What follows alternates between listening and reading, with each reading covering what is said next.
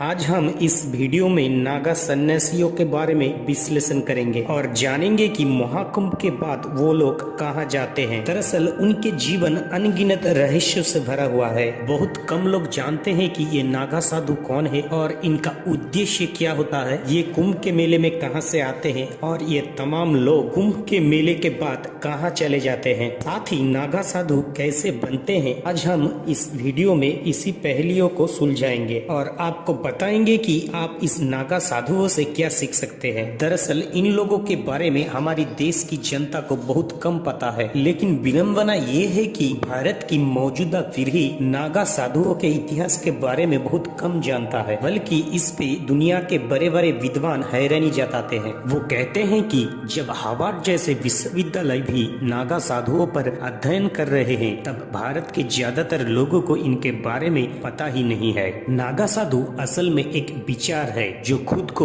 त्यागने से शुरू होता है और ये त्याग सबसे पहले शरीर का होता है। इसमें नागा साधु बनने वाला व्यक्ति पहले अपने आप का ही खुद का अंतिम संस्कार करते हैं, फिर पिंडदान करके नागा साधु बनने की प्रक्रिया में प्रवेश करते हैं। और ये प्रक्रिया एक नागा साधु की मनोस्थिति के बारे में आपको बताती है। ये एक ऐसी मनोस्थिति है जिसमें व्यक्ति अपने हाथों से स्वयं का अंतिम संस्कार करके अपना पिंडदान कर चुका होता है। नागा साधु भयंकर सर्दी में भी निर्वस्त्र रहते हैं। उन पर मौसम का कोई भी प्रभाव नहीं होता, चाहे सर्दी हो, गर्मी हो या बरसात हो। और उनके इन स्वरूप को बहुत सारे लोग समझ ही नहीं पाते। उनके बालों की लंबी जटाएं, शरीर पर रगड़ी गई भस्म उनके तपस्या करने का एक अनूठा तरीका होता है। नागा शब्द के भी कई अर्थ है। संस्कृत भाषा में नागा का अर्थ पहाड़ होता है और नागा साधु या सन्यासी उन लोगों को कहते हैं जो पहाड़ पर रहकर तप या तपस्या करते हैं। इसके अलावा नागा शब्द का अर्थ होता है एक युवा बहादुर सैनिक। नागा साधुओं को योद्धा सन्यासी भी कहते हैं क्योंकि ये एक योद्धा भी होता है और इसका इतिहास गुरु आदि शंकराचार्य से भी जुड़ा हुआ है। ऐसी मान्यता है कि जब गुरु आदि शंकराचार्य ने भारत की 4 अलग अलग दिशाओं में 4 मठों की स्थापना की, तब उन्होंने इन मठों की रक्षा करने के लिए नागा साधुओं की एक टोली बनाई। ये वो सन्यासी थे जिन्हें शास्त्रों के साथ साथ अस्त्र का भी ज्ञान था और उस समय माहौल कुछ ऐसा था कि सिर्फ तपस्या करने से सनातन धर्म की रक्षा नहीं हो सकती थी। सिर्फ तपस्या करना काफी नहीं था सनातन धर्म की रक्षा करने के लिए, बल्कि शस्त्र उठाना भी आवश्यक हो गया था। इसीलिए नागा साधु आए और वो नागा साधु ऐसे थे जो अस्त्र चलाना भी जानते थे। हालांकि कुछ इतिहासकार मानते हैं नागा साधुओं की उत्पत्ति सिंधु घाटी से भी पुराना है, क्योंकि सिंधु घाटियों की खुदाई में कई ऐसे प्रतीक चिन्ह मिले जिन पर जटाधारी नागा साधुओं के मुद्राएं बनी हुई है। कुछ पुस्तकों में इस बात की भी उल्लेख मिलता है कि नागा साधु दुनिया के सबसे कुशल योद्धाओं में से एक थे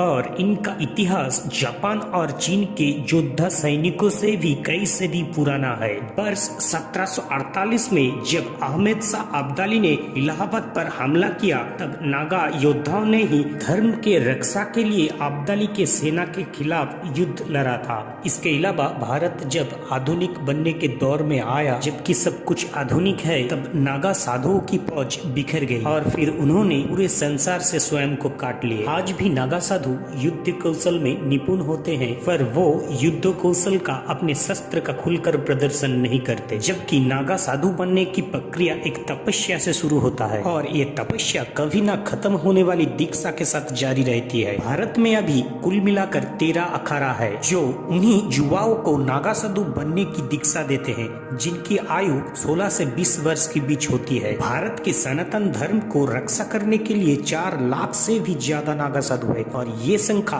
इतनी है कि कई देशों के पास इतना सेना भी नहीं होता। आम लोगों में नागा साधुओं को लेकर उनके मन में 4 बड़े सवाल होते हैं और हो सकता है कि आपके मन में भी ये सवाल हो। इनमें से पहला सवाल ये होता है कि नागा साधु निर्वस्त्र क्यों रहते हैं। तो इसका कारण ये है कि नागा साधु प्रकृति और प्राकृतिक अवस्था को महत्व देते हैं। जब कोई इंसान इस दुनिया में जन्म लेता है तब निर्वस्त्र ही आता है और ये अवस्था प्राकृतिक होता है और इसी भावना को देखते हुए नागा साधु हमेशा निर्वस्त्र रहते हैं क्योंकि वो प्रकृति के साथ चलते हैं। दूसरा सवाल ये होता है कि नागा साधु को ठंड क्यों नहीं लगती। मौसम का उन उन पर असर क्यों नहीं होता? तो इसके पीछे का कारण ये है कि जब कोई नागा साधु बनने की प्रक्रिया में प्रवेश करते हैं तो उनका शरीर इस स्थिति में चला जाता है कि जहां उसे गर्मी, सर्दी, अग्नि का एहसास होना बंद हो जाता है। ये ठीक वैसे ही है जब एक महिला के गर्भ में एक बच्चा सभी मौसमों में जीवित रहते हैं और उसके शरीर पर कोई कपड़े नहीं होते और बच्चा निर्वस्त्र ही पैदा होते हैं। लोगों के मन में तीसरा सवाल ये होता है कि नागा साधु अपने शरीर पर भस्म क्यों लगाते हैं? भस्म मृत शरीर से बनी वो राख होते हैं जिसे शरीर पर रगड़ कर नागा साधु ये बताते हैं कि वो मृत्यु को जीत चुके हैं और मृत्यु उनका कुछ नहीं बिगड़ सकता। चौथा सवाल ये होता है कि नागा साधु कुंभ के मेले में कहां से आते हैं और कहां चले जाते हैं? इसका जवाब ये है कि नागा साधु अक्सर दुर्गम इलाकों में पहाड़ों पर अपना जीवन तपस्या करते हुए बिताते हैं और इसलिए वो कुंभ के आयोजन के बाद दोबारा किसी को दिखाई नहीं देते, वापस अपने अखाड़ों में या सृष्टि के भ्रमण पर निकल जाते हैं। आज अगर आप भी चाहे तो नागा साधुओं से बहुत कुछ सीख सकते हैं। इनमें सबसे बड़ी सीख ये है कि कैसे हम अपने आप में प्रसन्न रह सकते हैं। इन नागा साधुओं के पास कोई भी भौतिक वस्तु नहीं होते, लेकिन फिर भी वो अपना जीवन बहुत खुशी और आनंद के साथ व्यतीत करते हैं। अगर आपकी मनोस्थिति आपके नियंत्रण में है, अगर आप में खुश रहते हैं तो फिर आनंदित जीवन के लिए आपको बड़ी गाड़ी, बड़े घर, बहुत सारे बैंक बैलेंस, पैसा, महंगा कपड़ा, जूते, इसकी कोई आवश्यकता नहीं पड़ती। नागा साधुओं के पास सबसे बड़ी शक्ति होती है इच्छा शक्ति। वो बिना कष्ट की भावना की ऐसे ऐसे हठ योग करते हैं जिनकी आम लोग कल्पना भी नहीं कर सकते और यही उनकी इच्छा शक्ति दिखाती है। जैसे यहाँ आप देख सकते हो, एक नागा साधु पिछले 9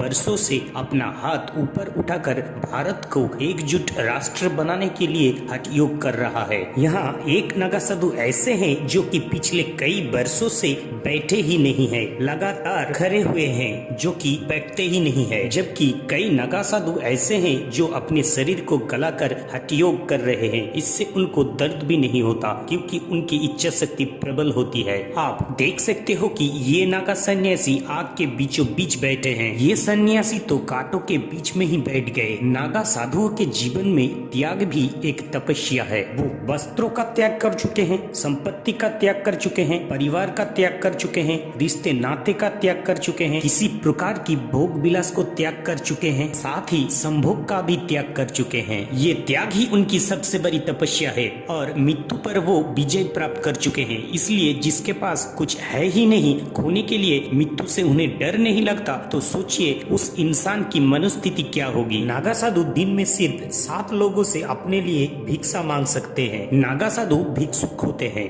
वो भिक्षा मांग कर भोजन करते हैं और उनके यहाँ नियम है कि एक दिन में 7 से ज्यादा घरों में भिक्षा नहीं ले सकते। अगर उन्हें इन 7 घरों में भिक्षा नहीं मिलते तो ऐसी स्थिति में उस दिन उन्हें अपना भोजन त्याग करना पड़ता है और भूखा रहना पड़ता है। सबसे बड़ी बात यह है कि आज दुनिया भर में जहाँ धर्म के नाम पर जुल्म किया जाता है, तब ये नागा साधु धर्म के नाम पर कहीं कोई अन्याय नहीं करते। नागा साधु धर्म की रक्षा के लिए हमेशा तत्पर रहते हैं, लेकिन इसके लिए भारत के लोकतंत्र को चुनौती नहीं देते, कभी अलग देश की मांग नहीं करते। वो सिर्फ देश के लोगों को कुंभ के मेले में ही दिखाई देते हैं और इसका कारण है कि कुंभ नागा साधुओं के लिए उनकी कर्म भूमि होता है, जहां वो अपनी प्राण भी त्याग करने के लिए तैयार रहते हैं। आपने अक्सर ये भी देखा होगा कि वो अक्सर क्रोध में रहते हैं और समाज से भी कटे हुए रहते हैं। उन्हें बात बात पर क्रोध आ जाता है। इसका कारण उनकी कठोर तपस्या है और ये तपस्या जो वो करते हैं बिना रुके हुए, इससे उनके अंदर काफी गर्मी पैदा होती है। इसीलिए आप उनके इतने गुस्से देख पाते हैं। कुछ साल पहले हिमालय क्षेत्र से आपको याद होगा एक नागा सन्यासी का वीडियो वायरल हुआ था।